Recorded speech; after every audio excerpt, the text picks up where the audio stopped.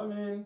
Boss, Lugalambi Mugobi. Gulu yakedde kusiba tayiro ekawungezi ne ziyiika ne muleka. Leero akedde kuzisiba. Kati mbadde nzigala ekinabiro bwe ne zingoberera. Akozesa biki? Alina ekiveera kyo kiyawo tekitegeerekeka oba mulimu ki? Ebyo abantu bakyabikozesa basibisa Arapex Style Adhesive tiles ne zinywera. Arapex Style Adhesive takyaliko kubaganya birowoozo. Buli ayagala okunyweza tiles ku kisenge oba wantu wonna gwakozesa ne UNBS yakonamu dastamp ng'omutindo kyekyo akolebwa Zidden Tile Center ku noti 753 noti 65 28.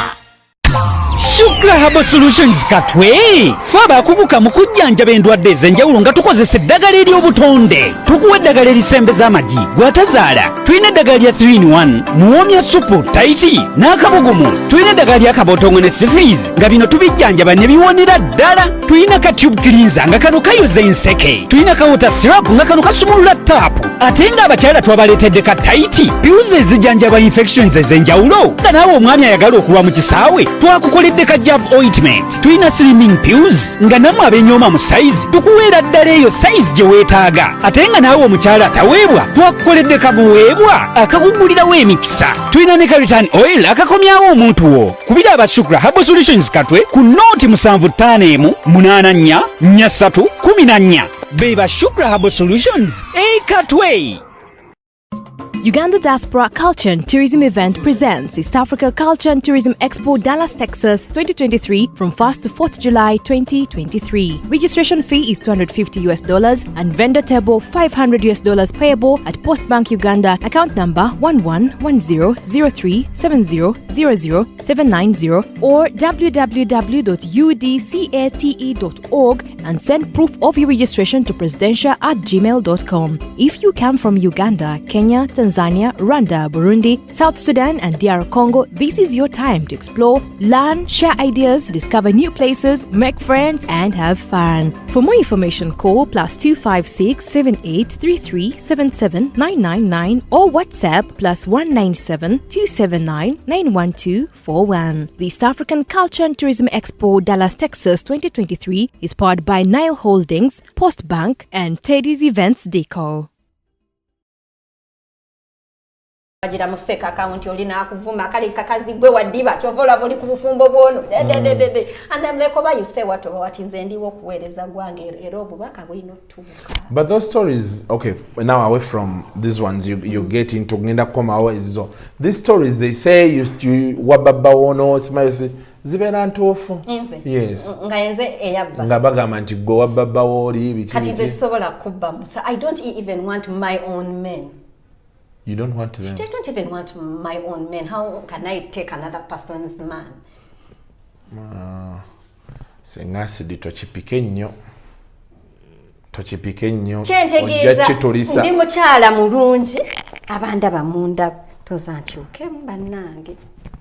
Ndi mukyala mulungi nasoma nina amagezi siri mwavu nzaala abaana abalungi. Why would I take a person's man for what muteekewa? Kasuku. Neze nyezo omwana akikoze asese nakola kano. Confidence.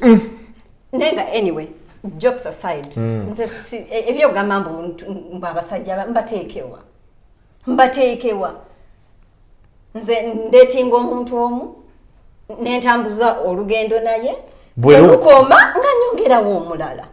Tomanyi kugattiko nono. Nedda olaba abaganda bagamba well, let me maybe put it in English. To be able to enjoy something, you have to give it your all. Omuntu nga oli naye oyina omuwa obudde, oyina omuwa obwongo. I cannot multitask humans for what? For what? Already one person is too much. Okwasaganya kakati nze mbuntu musajja wo muye musajja wani bino bintu ateze sola kukutwalira musajja nadda tekisoboka bw'omukwata kooti tekisoboka. That is end of story. Tekisoboka era senga kyali kisoboka era senga tolerayo mbwoyo ye baba wa gundi inzo omusajja abeera wange. I am a conqueror, I own. Bw'omukwata kooti. I conquer, I own, and I come. That's it.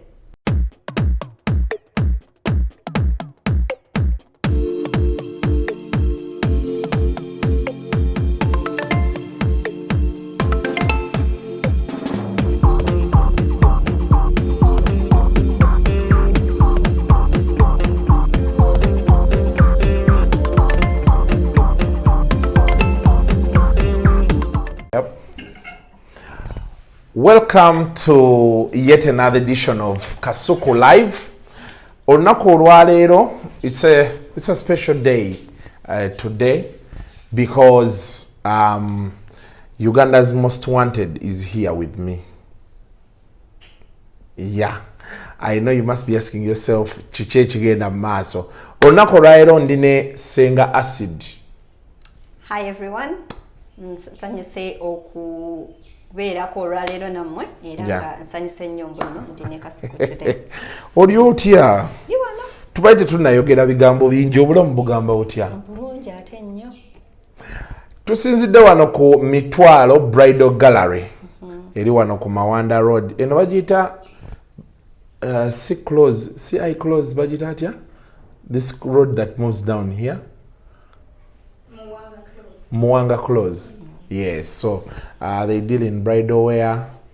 So for any Abalina abagole, if you're having a bridal shower, I mean for all your bridal needs, the gowns, the changing dresses, the crowns, the makeup, you see my face bit right now, it is none by other than who? Mitwalo Bridals. So please, if you're there, you go oli mugole, ogenda kubera mugole, oina muganda wagenda kubera mugole, everybody that you want to look their best on their best day, please bring them here at Mitwalo Bridals. Yes. So we tukoledde the space. So we had to give them a shout out, right? Yeah. So how have you been doing? Me? You wanna know I'm fine. Mpereza gwanga. Owereza gwanga mu Uganda wazeddi. Najja last week. Hey. Oh, yeah, can I have a napkin please? Yeah, but it's supposed to do that, not so? Yep. Ne yangu kagenda yeka. Yeah. Thank you. You wanna clean? Ekibaita okupopinga. Kaino yika ku kano kaki? Bakedabireko. Kashampopo. Okay, so how long have you been here? Down. I came here last week, I think last Friday. Yeah. Nga nchaine ebintu byange nange byekwasaganya. Naye abantu abave bweru biki ebyembeera mu soko kwasaganya byembeera mugamba? Tubana ebintu bingi nnyo. Oyinza okubeera nga you're having, you know, like family stuff, nga you're having business. Obobeero yagala your own me time. Me time to settle in with your family, with your other establishments, you know. Omanyi mugenda ne mulooza mbu n'abantu ab'Ebulaaya oba tuli ba idola. Olinga agambe abantu b'Ebulaaya olujja nga batandika okukobera olulidde abantu alako wano nedda naffe ba mikwano. Tubeerako n'ebintu bye tulina osooka okukola ki? Okwasaganya. But let's begin here, like oyogedde ku ky'Ebulaaya. Do you guys like have free internet? Because abantu b'Ebulaaya mubeera nnyo ku internet. Abantu batugamba nti internet yeeyo yabwereere. Kakati Kasuku wabeerawo ebintu nga they are essentials of life, like the internet. Yafuuka basic need. It's a basic need. Yeah. Like how you wake up and you need a glass of water. You need internet every day of your life. It is because mu abantu be Uganda mubirabanga ebintu ebyokwejjalabya. Can you live without the internet? I don't think I can. So internet y'Ebulaaya it is not free. Teri kintu kyabwe. Oba it is cheaper compared to ours. It is not cheap. It is the teri kintu kiri cheaper Ebulaaya compared to eno. Tekiriyo ba mikwano babalimba wadde nga Uganda esinga Bulaaya naye there is nothing cheaper. Okiriza nawe nti Uganda esinga Bulaaya? Without a doubt. I mean laba wenyirira. Sitera kunyirira bwente kujjako nga ndi Uganda. There is a peace Uganda brings. Nawe muli nowulira nga bannange. You know your home, you know everything is calm, the weather, you know Uganda yo bambi esinga Bulaaya lwakubanga okwegoba kuli eno otuuka n'okoowa.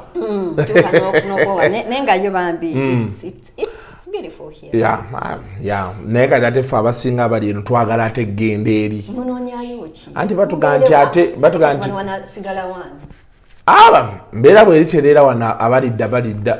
Bannange temujja Bulaaya. Abaliyo tumala.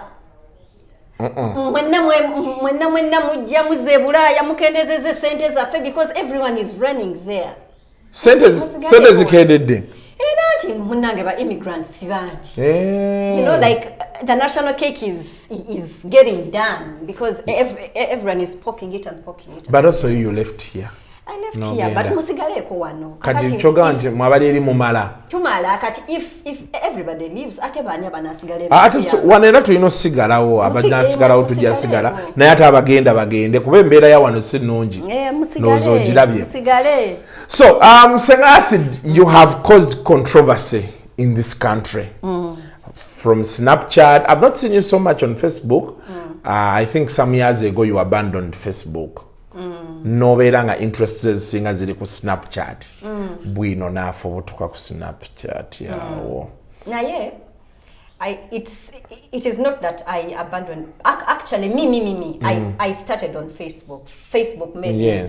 And whoever has seen me on Snapchat, okujjako ba newcomer. But all my followers are singer. They followed me all the way from Facebook. And by then, I was called Tyra Roberts. So I just changed my name to Senga Acid. So what makes you Senga Acid? So what makes me Senga Acid? I changed my Tyra Robert's name because that is my daughter's name, and I was doing a lot of not so nice things under that name. And as a grown up and as a parent, I was like, you know what? It's time. Time is gonna come, and my daughter wants to use her name on social media, and it's gonna be having all these, you know. And I'm like, no. So I wanna change like to, you know, like a description of who I serve on the internet. And I tried the character called Anti-Acid. No. Ababera ku internet bakamanya it's that anti-acid of, you know, like anti omuko, like the wrongest auntie in the family. So when I tried to change my name to Anti-Acid, they wouldn't let me because of the copyright. So I looked for the English word of Senga, and it was anti, so it was like Senga Acid. No tandikirao. Yes. And you began causing havoc. Do these people in actuality come to your inbox? So I don't know all these people that I post about. I don't know them. I don't live in their homes. I don't know their lives. Others actually meet me and they're like, oh, wampanika ko ABC. I'm like, what is your name? Like Mbeda, of course, I don't know them. So abantu abandetera stuff about people. They are their own people. You know, friends, employees. Abachala bamwe, baganda bamwe, abana bamwe. Beba jeno ne batugamba Senga tuyambe hide ID na ye. Tugambire ku mukuru. Tugambire ku muntu bwati ne bwati nti banange kisuse nange ne ngamba munange. I'm here to serve the what? The nation. Olwokuweereza abantu. Jenkins yatero gamba fe tuweereza abantu. Tuweereza gwanga abasiima ne bakola ki? Ne basiima. Batasiima. Namwe era mubeerayo abatasiima, but regardless if the message has to get delivered, era buli muntu obubaka bwakola ki? Abufuna. Ate omuntu ne watabeera ku Snapchat kasita obubaka mbufuluma bumutuukako wonna wabeera ali. Because there's something that happens when you post someone ko Snap nekijja ogenda nakigudde ku Facebook. So the discussion then moves from wali to this side, to Twitter, to everywhere, also ne ku TV. Aba ku TV kati. By the way, the stories ziveyo. Amawulire bagajene wafe naye nga bo obubaka bwino kutuuka ku buli muntu mu ggwanga. Nabufuna. But don't you like some of those stories toziraba nogamba? I don't post everything. No. Waliwo abantu bangi nnyo olusi basindika story nga nfu ku muntu that I know, and I know exactly what is, you know, happening. I try to explain to whoever has texted me about it. Others I don't know them, so I just don't post, but I don't post everything.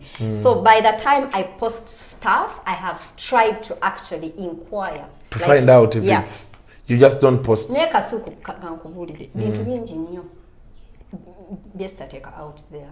I swear, if I was to post everything that you get, if I was to post everything, bibera bingi abamu kumwe Senga temukyalina baana bemuyita abamu kumwesenga amaka gafaafadda ate oluusi bano betugambako abamaka kiba kisuse bayinza okuleetera gayi Kasuku ng'ayina like about 20 women, you know, claiming the same allegations on the same person. I'm like, you know what? I think this person has to change. Katumutusize eki obubaka. Era bakyusa.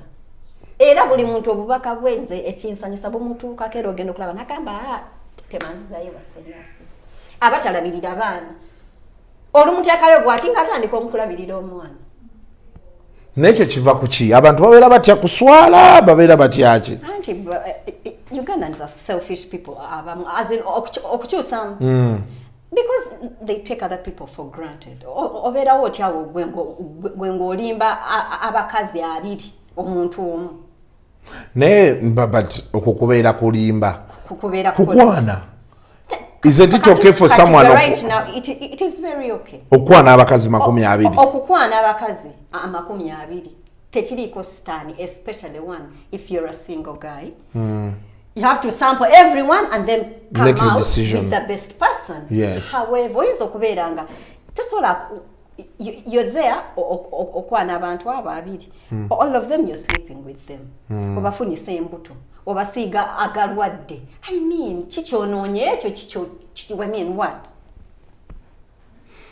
Kogwe kofuke mouthpiece. Nze ndiwo kuwere amamata. Era bingi bye abantu banvuma. Omuntu ayinza okujja, of course, bagira mu fake account.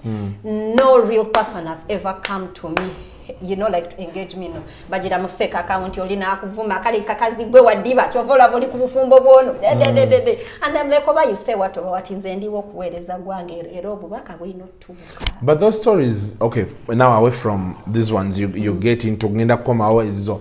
These stories they say you wababa wono smile zibera ntuufu. Yes. Nga yenze eyabba. Nga bagamba nti gwe wababa woli biki. Kati nze sobola kubba musa. I don't even want my own men. You don't want them? I don't even want my own men. How can I take another person's man? Senga Acid tochipike nnyo. Tochipike nnyo. Kyentegeeza ndi mukyala mulungi abanda bamunda tozankyuke bannange. Ndi mukyala mulungi nasoma nina amagezi siri mwavu nzaala abaana abalungi. Why would I take a person's man for what muteekewa? Kasuku. Neze nyezo omwana akikoze asose nakola kano. Confidence. Nenga anyway, jokes aside. Nze ebyo gamba mbu abasajja mbateekewa. Nze ndetinga omuntu omu nentambuza olugendo naye bwelukoma nga nyongerawo omulala. Tomanyi kugattiko nono. Nedda olaba abaganda bagamba well, let me maybe put it in English. To be able to enjoy something, you have to give it your all. Omuntu nga oli naye oyina omuwa obudde, oyina omuwa obwongo. I cannot multitask humans. For what? For what? Already one person is too much. Okwasaganya kakati nze mbuntu musajja wo muye musajja wani ngeno lintu ateze sola kukutwalira musajja nadda tekisoboka bw'omukwata kooti tekisoboka. That is end of story. Tekisoboka. Era senga kyali kisoboka. Era senga tolerayo mbwoyo ye baba wa gundi inzo musajja abeera wange. I am a conqueror, I own. Bw'omukwata kooti. I conquer, I own, and I comb. That's it. Bw'omufuna eri yerabirayo. Sola kudda kati ng'anoonyaayo ki? Ng'anoonyaayo ki? This is a good day to be alive. Yeah, I like your confidence. Yeah, I mean, one abakyala bangi, you don't have that. Omwana ayimuse n'akugamba look see. Nina abaana abo. Basatu. Mbalaba ku status zo ngamba teriyo musajja ali eyo oba muto oba mukulu oba mufumbo oba lisingo atanneegomba bakiwakana gwali eyo ng'okiwakana mukwano kola research naye nga bwe kiri be in the know era babba mmwe abasinga oluusi tubasaasirako busasi n'ogamba munnange nze ndeka ebikazi ebibi biwalana ebikazi ebibi biroga ebikazi ebibi biyinza okukukolimira naye ngamba munnange ndeka nze saagala basajja b'abantu njagala omusajja nga wange. So you don't share tagabana. I conquer and I own.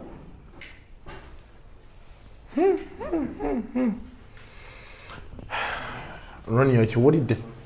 I conquer and I own. So bandi, omanyi abantu nga bagala like like to dent your reputation or your name. They'll come up like with all sorts of controversies, and stories.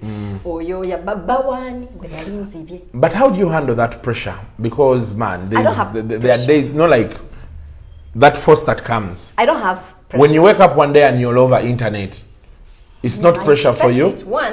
One, I know that I touch many people's lives, and two, I cause a lot of havoc. Yeah. So I do expect a lash. Like I do know that it's going to come back to you. Yeah. I know that if a person, maybe say otadeyo omusajja womuntu or wanti muchala we anobye, that person of course cannot have kind words for you. Yes, so like yes. I expect that. So ebimunda abantu bakabanange gundi akwandisa nengambe temubimpereza oba kastabija. I just look and I'm like okay, that's it. And it's a good day for you. Most people break down. Most people say like, Kasuku, what can break me down? Kubigambe ebyogerwe byebinja nziba abasajja baba. Oli mulwadde. Sirimu. Only. I think that's what I've had. Okay. Kakati. Katimbo, I break down on that. Echisoka. Banange kano kalango sinonya. I'm not searching. So omuntu okuveyo no kakati ngote bakulwazanga ko sirimu. Bali bandwazizaako mfunanga. Yakutta. Tanzitanga chali wano. It's unfortunate. Yeah. Because actually any person who attacks another, whether nga kituufu oba nga kifu, it's a very bad thing because every person in Uganda has lost a person to AIDS, to the scourge. Yeah. And it's so bad that when a person uses it, like to say, oh, ina silimu, blah, blah, blah, blah. Oba tomanyi, bantu bokoseza. Kati abantu olusi ababyogera ayinza okubeera obanga they have a large following. Nga abantu abasinga okwagala nga balwadde basirimu. Nga bafiirwa bazadde baabwe oba nga they are battling with it oba nga omuntu obanga yamurapinga namusiiga sirimu or something. So really when you're coming for Senga Acid, make sure you are not hurting people abakukiririzaamu. Kati nze nga bwe nkugambye nze sinoonya kati ekyokuŋŋamba mbu nno nina sirimu obeera ngobako basajja oba naye gwe omanyi abasajja bankwana olunaku. Regardless, so okugamba mbu nina sirimu kunze it's very very ignorant, it's kiddish, and it doesn't change who I am. It doesn't. And the fact that ennaku zino abantu babeera balwadde nga batambuza obulamu, yeah. People employing others balwadde, people leading others balwadde, people like making laws and putting them in action balwadde. So really I think kubeera mbu oli mulwadde tekugana kola kyolina kukola. So nina wenjagala buli muwala omulungi bamulwaza sirimu, buli musajja omugagga bamulwaza sirimu n'okwetunda. Komaawo okwetunda bannange okwetunda bannange mututamize ekigambo ekyo. Togamba Senga yeetunda, gundi yeetunda, nga beetunda batunda bibyo. Yegwe kiki ekyakugana okutunda beewola bibyo bannange nga banneetunziza bamikwano. Naye abawala beetunda. Abawala beetunda. For real. Ne bakyala bammwe abeewaka tokanula maaso. Toyitaba. Abakazi bonna banange betunda nedda. This is a disclaimer. Omukyala ng'oli eyo nga teweetunda tukwebaza webale buteetunda naye nga abakyala kale kankyusemu abasinga beetunda in one way or another. That is why when they are complaining about men ajja nagamba Kasuku oyo mulaba omusajja oyo mukodo,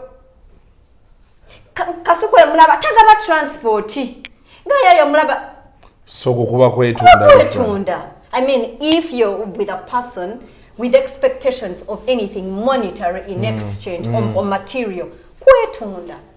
No waliwo kati okukko kuli a bit now okay with us nti omuwala bw'omuyita olina omuwa transport omunyigeyo like the mu Uganda but it's kwetunda but we made it okay mu society yaffe nti omusajja alina okuwa omukazi oba okitegeera naye waliwo kuli okwetunda kwe nyini Lindako, African tradition has put women in a position inti abakazi okay nsoka nenkanywa katini kano ke katuuse tugenda kati ku bibuuzo biri byennyini obedda byenjagala okukobooza naye nga amadde sijja bikobooza nga omutwe mukalu nnyo ne interview best nzaagala omuntu onywa kawisiki naye omuntu naakuyita awantu naakussa amazzi ku mazzi n'omugamba mukwano ofa kinange oba okitegeera mazzi ne gafuuka amazzi leero kanti tolina mazigo kateeka awo banne ndi ne Senga Acid waliwo mukwano gwange gwe nakubirako sijja mwogera linnya ng'afa mukyala we w'amaanyi omusuddeyo nangamba Kasuku liyambe eggwanga likuyambe ate abasajja mwenna abenzi abali eyo mulekera okozesa advantage mbuno. Kasuku amanyi Senga Acid, Balamu amanyi Senga Acid, Jenkins amanyi Senga Acid. Bagendeyo ne bazze ebikolobero nga bamanyi mbuno ojja kunkubira ngambe embuno mujjeeyo. Sometimes I'll not do it.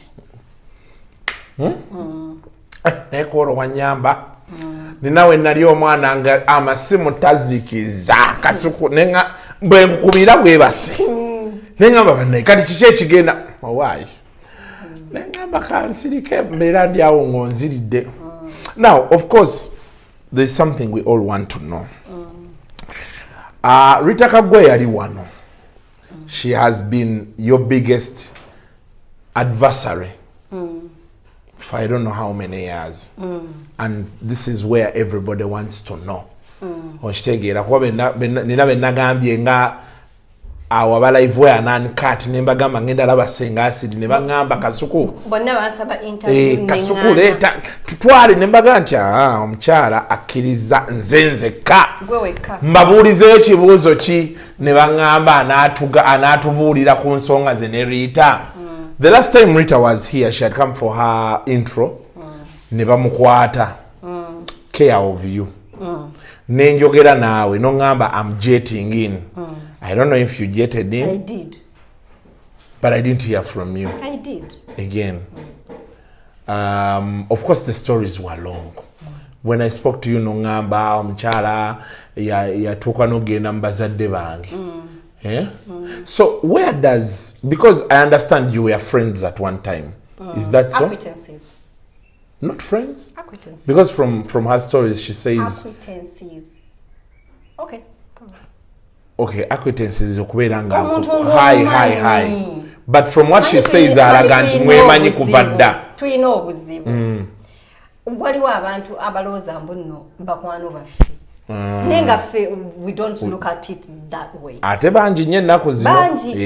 Naye nze all I can say nti oyo omukyala nali mumanyi. Era nakati mumanyi. I cannot say mbuno I don't know her because she's a big blogger. Yeah. And I was not gonna respond, but I will respond only for the purpose and respect of her followers. Yeah. So where do you meet? So I did meet that woman on social media. I met her, I think, once in person. Namu meeting ida ku social media. By then, omusajja nga awasiza omukyalo omulala. Joel is Isabidi. That was the only time that I came to know her. That was like the 2014. 13. Joel musajja wange olese wachi. Nanti munange. I mean, it is what it is. So I did not know her, and a gentleman called Kakensa never told me a story. Banange ono musajja yazala mu mukazi omwana namwegana kati yamusulawo ali kukuba Rebecca Jingo chi embaga. So like that story really made rounds and news. Ngabagamba nti Ritah yazala. Kati ngatugamba mukazi chi nti mukazi aliye, because actually nobody knew Ritah at that time. At the time, yeah. She was like, oh, bananga, ani munanga mukazi munanga aliye yobambye yukate bananga abakazi. When anything has to do with a woman, all women full force. Bamusajja oyo naza omanyi. Abasajja abali eyo begendereze nnyo ekintu ekikwatagana mbuno oyawukanye n'omukazi ate omuyisizza bubi. So all women and feminists were up there. Omusajja neyegana omwana kati yejja kubyona embaga. So like, who is she? Like mukazi bambya ali eyo. I remember, I cannot deny, I am the only, I'm the one. I went to her in Boston. I'm like, Bambi, sorry, you know, because I didn't know her and all that. Nakamba no, nayenga awonaendo zanga afunya manyinga, you know, people are supporting, and I'm like, no, just take it easy. You know, men are like that. You know, as a woman talking to a fellow woman. So Ritah, that's where people got to know her, and then she started, you know, like posting stuff and blogging. Like after the wedding saga went down. That's, you know, like natutumuka, like she started like to blog about, you know, like different things and blah blah blah, and then of course we were following her at that time. Yeah. That is how I came to know her. And I think years down the road, like 2, she comes to Uganda, I think. I think she organized a party or whatever, and then she comes to Uganda, and I met her, as I mean, iranga abantu abalala abakola. Go ali awo chali Uganda. Nali chali Uganda. Ngatonna genda bwe. Yes, I think that was like in 2015. Yeah, Naja in Uganda, I met her. I think twice. I think I went with her out. I think twice. Yeah. And that was it. Nadayo. I think she even organized her son's party. I didn't go, whatever. But that was it. Nakwatekubo. Nadayo. Nengo no mwana gwe bagamba ye yali wa Joel. I cannot answer that, and I don't want to talk about a kid, please. Okay. Just for the respect of a child, I don't know. No, I just wanted to know because mo discussion yo ne byali wao. Sawulirako mwana. Because Joel is my personal friend. Eraffe ekyasinga otulekanya omusajja yafunisa omukazi olubuto namuzalamu omwana namwegana kati yabuse nani ne Rebecca Jingo. You know, I mean, ekyokubeera ne cause yali, it's not like oba yamukoba embaga, so really why would we be making noise? Yeah. It was just that yamuzalamu omwana ate namwegana ate kati abuse neki n'omukazi omulala. You know, that was the main point. So and then she went back, and I think that time I was going through a lot as a person myself. And I was thinking of relocating. I was in a very, very abusive relationship, and I was, you know, like I was going through a lot. So I was dating a guy at that time, a British guy, to breaking up, and going through everything that I was going through. That woman, Ritah, paid us a picture of that British guy with a friend of mine, and she's like, "Hey, ono ye mugole wa bawo nga tebwa tugamba." really? Is that what friends do? How would you react to that? A person that you're talking to, a person that has your number. I think it's fun and nature. Of course, I know where and when she sent it to me with that caption, she was expecting a reaction, right? So if you have people that you talk to, if they have such a picture and they think they are close to you, was that the right way to approach me? So I first kept quiet. After and I'm like, that breakup happened like a year ago. You're just getting to know now. Because you know, like everything about me is always, I keep it away from, you know, like people I'm dating and all that. And I'm like, you've just come to know now, but that breakup happened a year ago. And I even moved on. Lwakubanga tena sobola mugamba mbuno ate n'oyo musajja omulala is giving me headache, you know. But and I'm like, that breakup happened a year ago, and the fact that I did not tell you, it means it was my private business. It was none of your business. Really humbly. Bannanga abantu abali eyo oyinza okubeera ng'olina mukwano gwo going through something. If your friend has not told you about what they are going through, tochimani. Mwesonyiwe. Do not cross boundaries. Mwesonyiwe. Tewezunza. Owulira, so I told her, era nawe obadde ne relationships izo ne mu breaking up, notabitugamba kati ngo oyo bawe HM oba whatever Henry. And I'm like, ebizibu byene Henry, twabimanya dda, but I mean, we didn't ask you because we feel it's not our place unless you tell us. So it's not our business. I don't want to discuss that, and that's it. But Omani, that woman has an inferiority complex, and she never wants people who challenge her. But in my response, I just told her the fact that I did not tell you. It was none of your business. None of your business. That was my private life. Empalana yava. Kati nakusuulayo ku ntabo. Nampalana. Now reaching out to that girl who was dating that British girl. Binji na hooking up like buli muntu atanjagala na hooking up na ye. I na obsessive hate for some reason. I don't know why. You know like omuntu okuchawa omuntu without a reason, and you go all the way, you know, like without a reason, you know. Na nchayirawo, I don't know why. Because to me, that's not something really age. So like no tuka like no, when you're talking about them So she began to post about me. But I was going through a lot of things, and I did not want to respond at that time. I resettled my life. I left Uganda. I went to America. I left America. I went to Canada. Why go to America? At Las Vegas. Yeah. So I was like, you know what? Because I thought, you know, sometimes silence is a message to a person. Like, and we had a drink and we laughed. Why would I go, you know, like, I exchanged with her. But at that time, her hate was seasonal.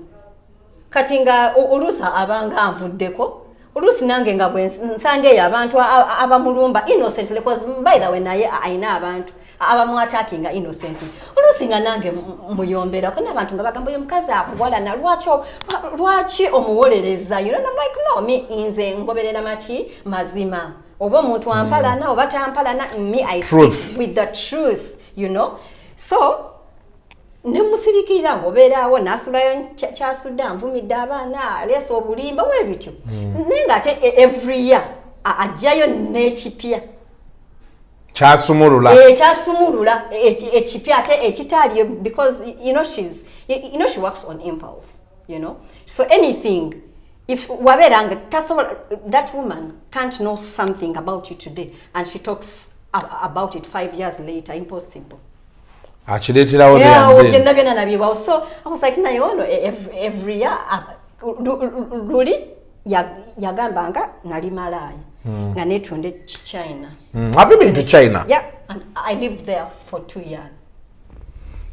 Ate nali ne mukwano gwo nga ye yampasa nga ye bba wange. Tetujja kumwogera nengo ojjukira wankubiranga oli mu gavana nedda omuntu eyankubiranga ali mu gavana. Andika wano mutegeere mbeere nga mumanyi nowandiike embozi etambule nga mumanyi muwandiike embozi wallahi ye bannange ati tulina obuzindaalo nyinza okukuba akaama ate ne babiwulira lumankubiranga kati omuyaali wamma nga yambuzaabuza nga yanyinyonnyola nga bw'obimanyi nali mwana muto akutta ekigambo. I was like about 24, 20, you know, nantuuziza wankubye ekigambo anyinyonnyodde ngenze enfumbye emyaka egyo tuzaala n'omwana my kamido daughter like a 10-year-old akalungi ako kakati for 2 years nga we are there.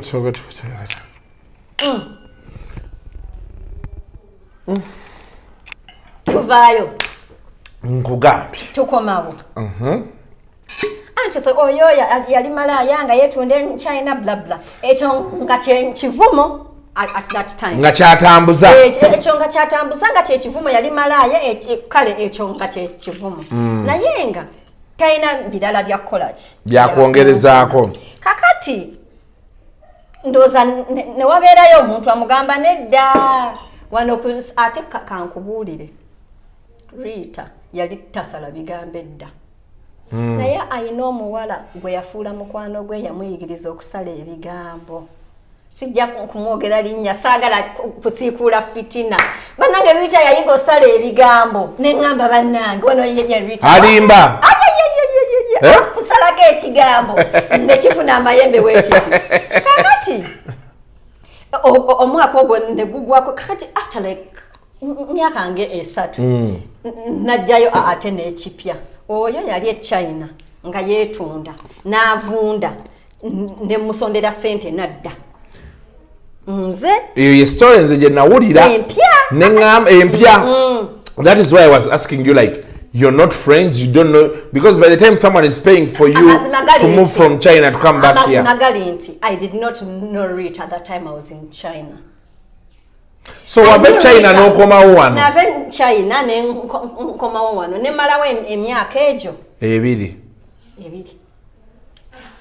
When I managed Ritah, I was actually with that British guy and he was having a contract in Turkey. That is when Joel's story came out. So I wasn't even in China. I came to know Ritah way after. Kakati naye mazima. I have known people in this country. You know, in this country, by the way, any person nga oyagala Uganda ekugondere have what we call social capital. I've known people.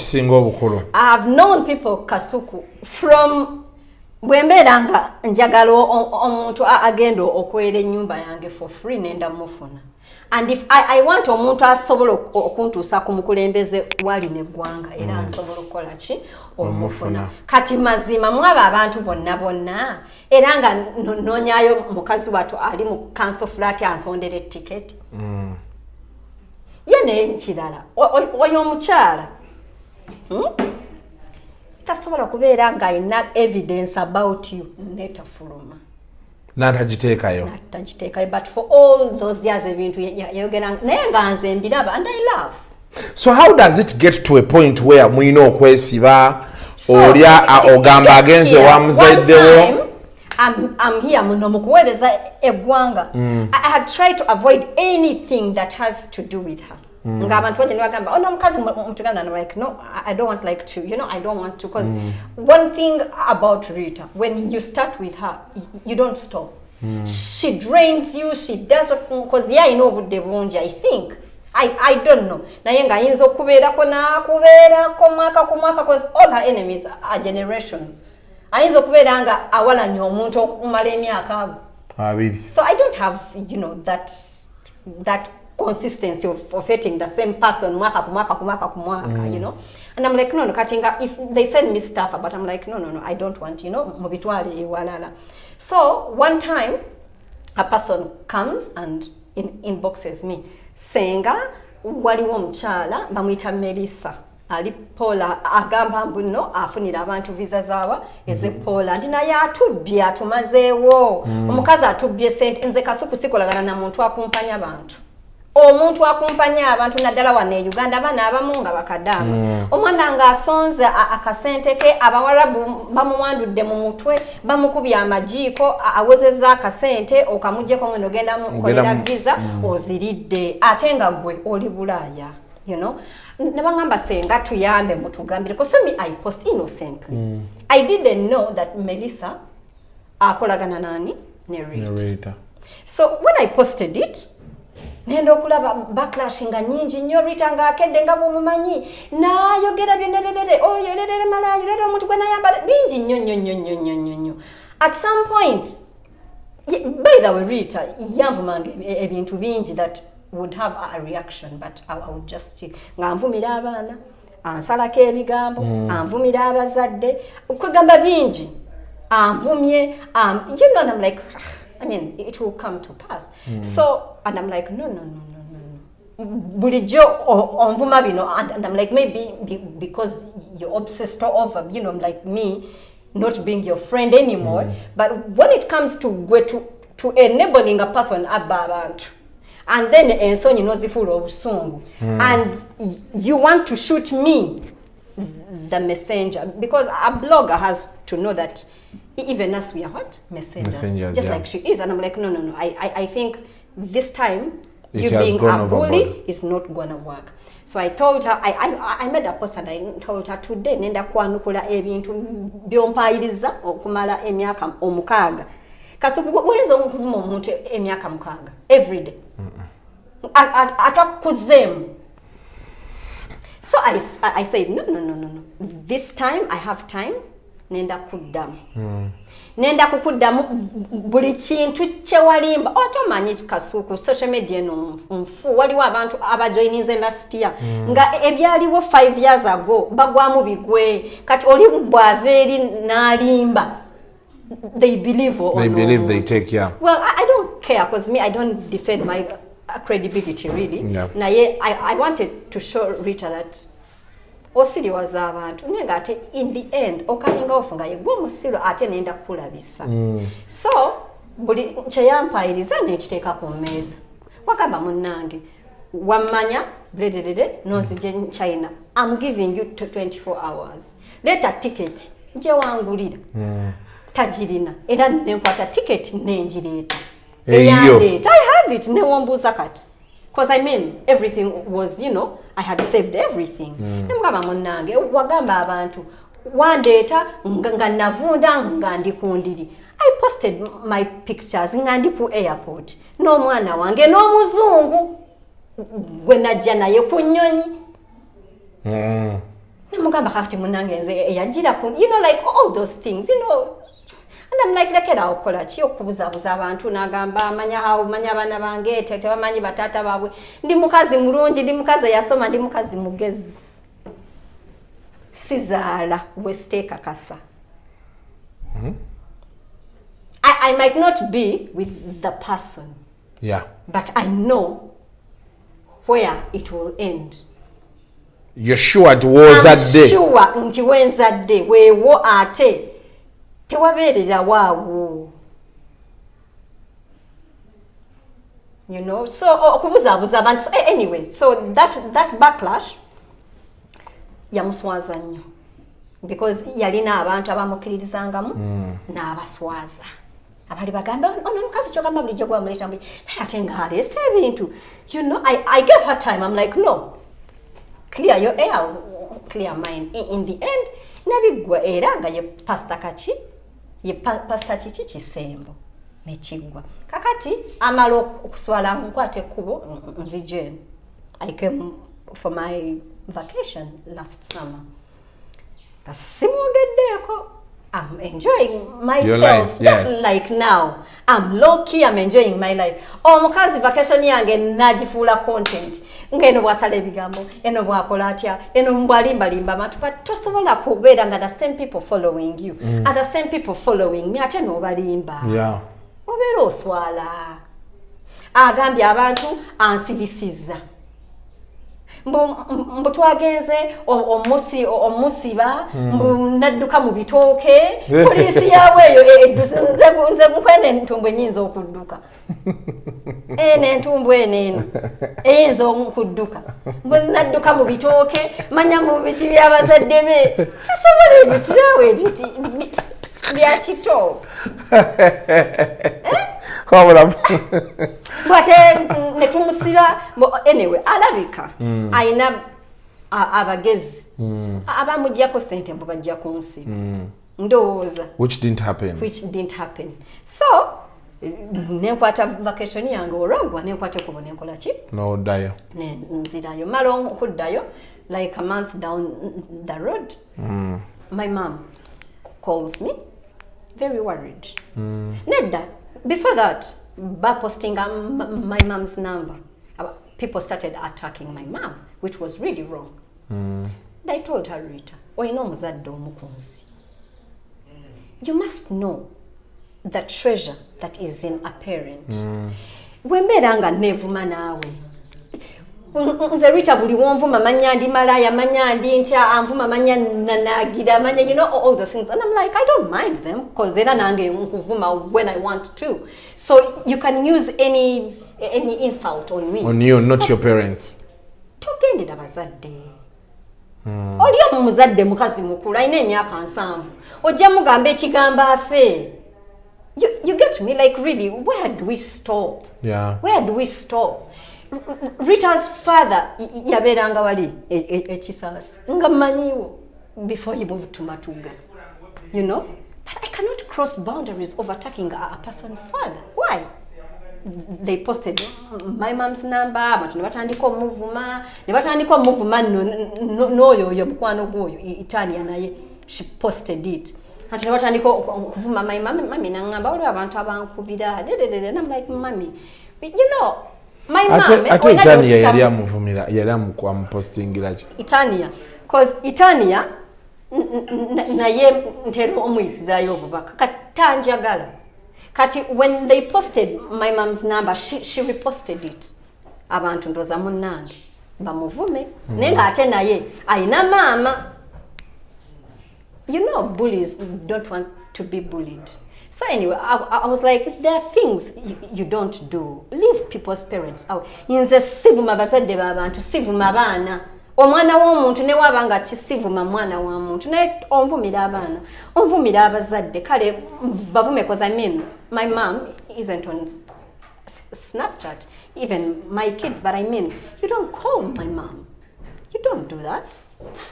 Anywho, bamala omukubira mami n'abingamba nemuga ate mami bambi wali ebintu byotamunnyonnyola mami nabane naawe waliwo abantu abankubidde nga banvuma biki nemugamba mami kyusa line nemukyusiza line kati nina akasajja that command that abused me so much kanyankole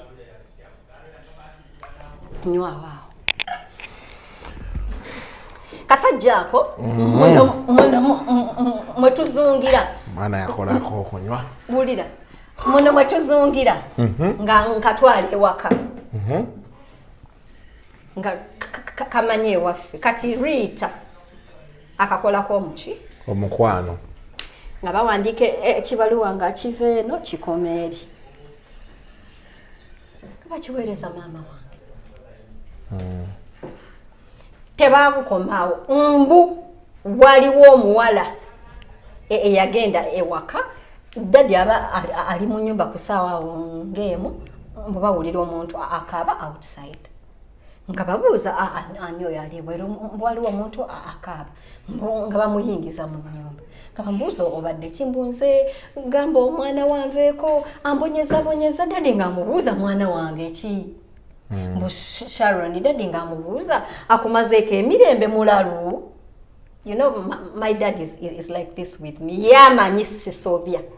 era abamanyi if I've come for you you've come for me nga agamba akuvuma mulalu mwafa kitubulire nze mu mugamba ndeke ekimala biki dadi nga mugamba nyabo manyi genda kuba nenda kuyitira ki police mukazi nga akwatako bungafu kati nze ebyo manyi teyabingamba ebyo tebabingamba kati when it got worse nga babawandikidde ekibaluwa then I said, you know what, something has to be done.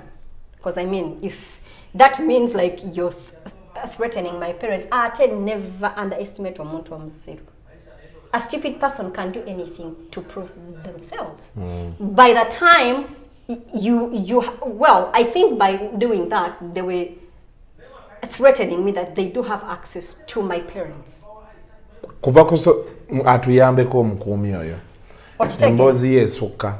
Kati echo, it was meaning, it was a threat that, hey, listen, we do have access to your parents. Nebyo byonna biva ku social media wano.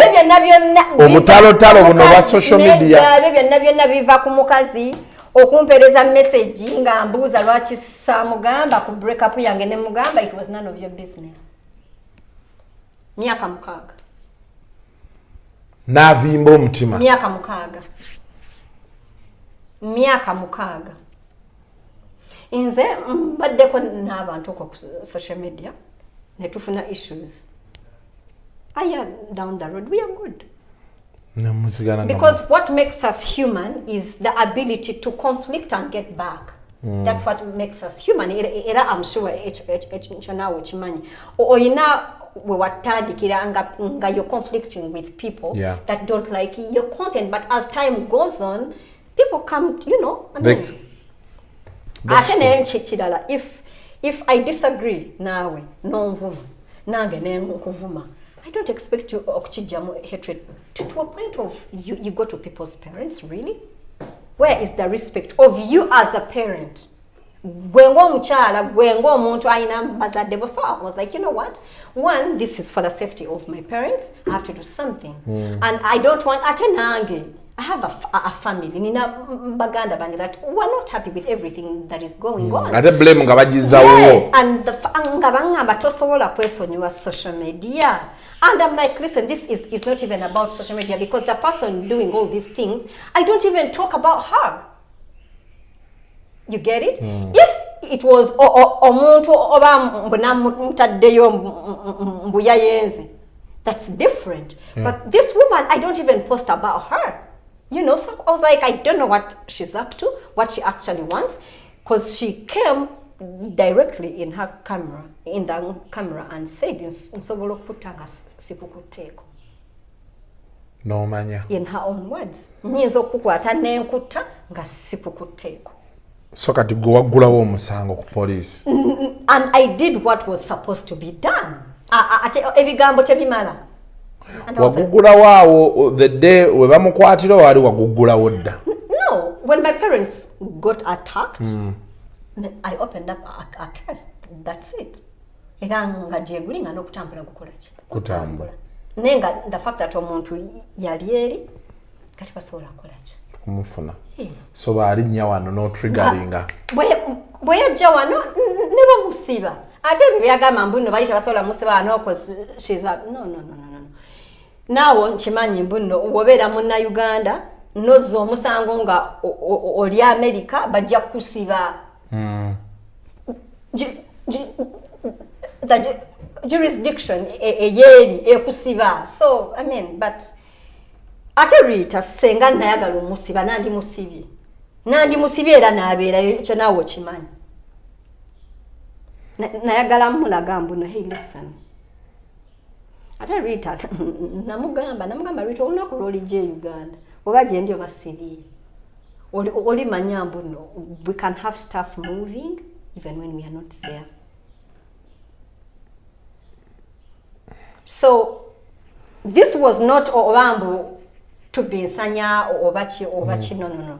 I was protecting and I know that she knew omusango gwe ne lwakulanga munange mwe bafan ne bafollow bababuzabuza naye nga he was what he was. I did not have any intentions of omusiba olokubanga nvumye ebyo byanvuma babinvuma buli lunaku banvuma n'ebisinga awo it's nothing. Abantu bagamba mbu namusiba olokubanga agamba mbu nina sirimu mbu you know that's not tebakulwaza bakosirimu wamufuna abasirimu bafaanananzi kotakola kagonda skini chekaina wadde ekizibu naye Ritah aswaza bamukirizamu. Ritah nagamba mbu yangulira ARVs bazitunda mabalazi basirimu abali ARVs bazitunda bagaba zabwerere wane Kampala ate bekirala bayinza okuwa eddagala eri omuntu nga gwoli mulamu simanyi unless maybe a person is a minor really you know nayenga when you're trying to score truthfully credibility matters especially ngoina oyo mchala by the way mchala wa man aina abantu bamukiriza mu banji she was doing so well until she started to make stuff to be personal. So right now is she talking about you still? I don't think so. Actually she stopped. Wow. Which is a good thing. She doesn't talk. Actually, me, I don't think if it was not Kugambi, I've responded to this because of her followers. Bafani, in respect to that, but I was not going to talk about it. Yeah, I'm going to talk about it. I see. Nenga tacha njogerako, which is actually a good thing. So this has to show her that she can do her thing, I do my thing, and we all and life goes on. Well, it's coming to close to 1 hour of our conversation. I usually don't want to go beyond 1 hour because the concentration levels is abantu nga sinonji nnyo. But abantu banji, they've wanted to hear your side of the story. Yeah. They've had it. They wanted to put like a real time face to you. So this is Senga Acid. The one and only. The one and only. Atereze gwanga bobereyo ne bakuleetako bwino abeera ajja musulayo naye kyenyagadde agambye asooka verifyinga nze teri bwino gwe baleeta nga simwebuuzizaako ate oluusi wabeerayo ne post by the way nyinza okugisula omuntu ye mwenyina gye naŋŋamba Senga nyamba ntegedde obuzibu bwange naye nyamba I'm gonna lose my job. My boss is, you know, like, okay, kasito otegedde. N'ogijjayo. Naye nga nze abantu sibalinaako buzibu. Mwenna mbaagala. Bahide ID mwenna nkola ki mbaagala. Era. Naye kati omuntu anaanyumirwa y'anaakwata ku ssimu yo. N'agifunako obufunyi papa. Amasimu tu. Hide ID n'atandika ozituwa buwi. Eyateekayo bwino yoono. Naye Katonda n'amala abavaamu. Ekintu ekyo ne kibaawo. Awo omanyira mbuno toyina mukyala waka omanyi nti waliwo abakyala oli ajja n'andopera bbaawe kubanga bbaawe ajja kupanikinga oba agambe I don't want my wife to know amutwale ku zi trip amweyo ku kasente abakazi bangi abandopera babbaaba.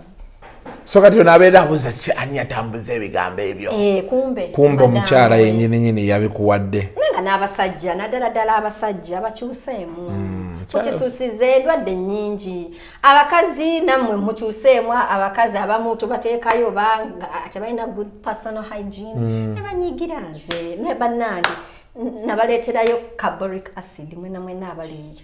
Boric acid omukazi ng'oli eyo olina okubeera nga akuli mu nsawo ebyo tabibuuza kye bikola. Mulekera okubeera enva zammwe nga zireekaana nga baleeta eno mu hide ID gundi aleekaana enva. Omuntu okugambako mbuno oleekaana enva oluusi aba mukwano gwo naye nga talina ngeri gy'agenda kukola ki. Waliwo bakuwanga aleekaana enva. Nomugamba naye omukyala nzita. Nga bagamba bannanga omukyala ono ate wali bano abawala abasiiba mu mabaala. Bambala bubi, bambala obuntu obumpi, beegala nga bamaze otamiira, bafuuwa shisha, bakola batya agenda otuuka waazinira wali ku dance floor ng'aleekaana. Konze munnange. Ndiwo kukola ki kuyamba ggwanga. Boric acid ayamba kuggyayo simeera eyo. Boric acid akuyamba kuggyayo buli kasu akafu. Anyway, kati okufuna Senga Acid, you can go to her Snapchat. Inbox her. Snapchat yanemo tegeera bulungi. Wena omuntu ojagalako just filters. Njikozesako filters zokka. Yanemo tegeera inbox ogenda wa. Okay, waliwo n'omwana atera okumpeereza abantu buno. Ne kati gwe nkunoonya ntya wano ku Snapchat. Kati nnoonye njagala kumanya bintu ebyo. Ogenda ku profile yo? Ogenda wano search engine. Senga Acid. Senga Acid. Nenkufuna kati awo ndaba ntya byopostinze. Kuba obuzibu bwe nnina bwakulaba byopostinze omuntu mmere sobanyi. Tebiri nga Facebook nti oddayo n'olaba ebintu. Tokisussa. Nedda mbeera njagala. By the way, obeera kati nze ate byopostinga mbirabira mu ssimu ya muntu mulala. Nina omuntu aŋŋamba abantu bankozeemu zi fake nnyingi kati laba eno Senga Acid Uganda. Nina mukwano gwange tava ku Snap. Oyalabika muzzi wa misango oyo. Waswa ali awo kwandeyita ne kato. Tebava ku Snap kati buli wemba sikana nga munda ge yataddeyo kiŋŋanda ebintu bya wiiki nga nnama nseka. Kati ne bali abankubira oli agamba gendayo okebera olabe kyataddeyo n'omugaa sijja sobola. Simanyi bwe bagendayo. Oyo muzzi wa misango. Naye munaye gwe oli poliisi okimanyi. Anti obeera oli awo ng'osuddeyo omuntu olina emisango gigyo ssebo. Otandika n'egiddamu. Emisango buli ku makya Senga n'ompandiikako kino. Uganda. Nenda ku adding. Kati leero ojja kundaga bo adding. Can I have my phone? Thank you. Manka tisimanyi wano Senga Acid. Oba tesobola kati nti waliwo wano ke bagamba add friend. Omufunye. Kati yangu. Wano wenna okunoonyeza. Okay, search.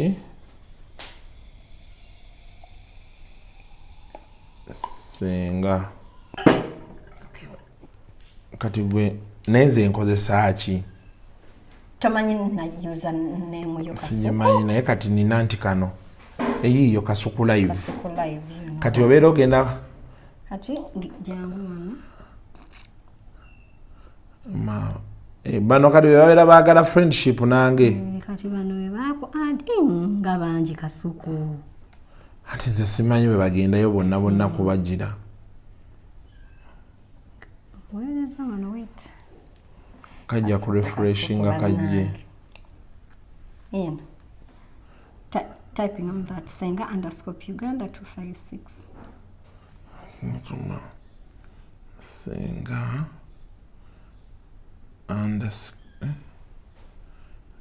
underscore yawa n'eriwa. Iyo. Acid. Uganda 256. Nga tejja.